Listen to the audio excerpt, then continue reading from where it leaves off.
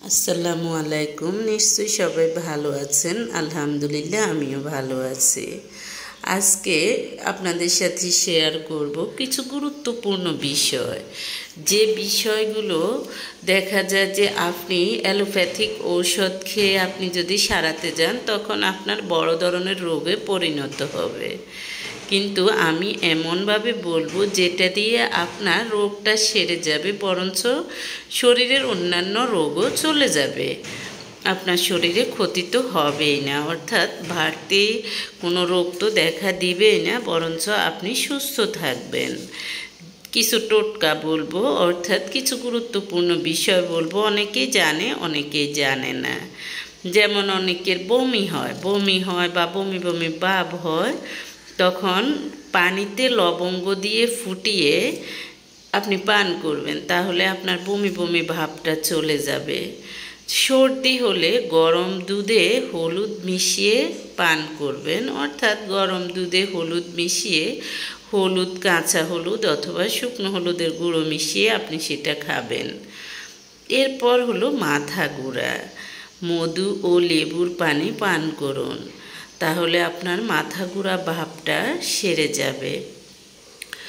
এরপরও যদি দেখা যায় যে প্রাথমিক কোনো সমস্যা হলে আপনি এগুলো করবেন।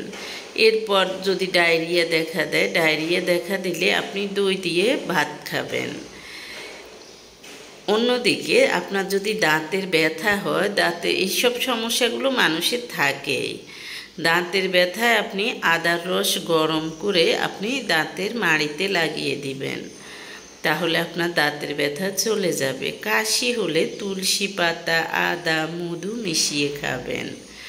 তারপর ক্ষত হলে তেলে হলুদ গরম করে লাগাবেন। নিশ্চয়ই আপনাদের উপকার হবে, কারণ এগুলো কিন্তু সবগুলোই খুবই গুরুত্বপূর্ণ। ইদানিং ভিডিও করতে আসলে ভালো লাগে না, দেখা যায় যে সবাই দেখে যে কোন কোন ধরনের ভিডিওগুলো বেশি ভিউ হয়, সবাই ওই ধরনের ভিডিওগুলো দিতে চায়। দেখা যায় যে আমিও চেষ্টা করি, কিন্তু অনেক ভিডিও দিলে দেখা যায় যে অনেকে বিভিন্ন ধরনের কমেন্ট করে, এজন্যই এখন আর দিতে ভালো লাগে না। আমি নিজেও আপনাদেরকে বলি, পাশে লোকে কিছু বলবে, আপনি যত ভালো কাজই করুন না কেন, কিছু লোক আছে আপনাকে নিয়ে সমালোচনা করবে, অর্থাৎ যার কোয়ালিটি যেমন তার সমালোচনার ধরনও হবে তেমন। এগুলো আমি বলি, এগুলাতে কান দিবেন না, নিজের মতো নিজে কাজ করে যাবেন। কারণ আপনি উপরে উঠতে চাইলে অনেকেই আছে আপনাকে টেনে হিঁচড়ে নিচে নামানোর চেষ্টা করবে।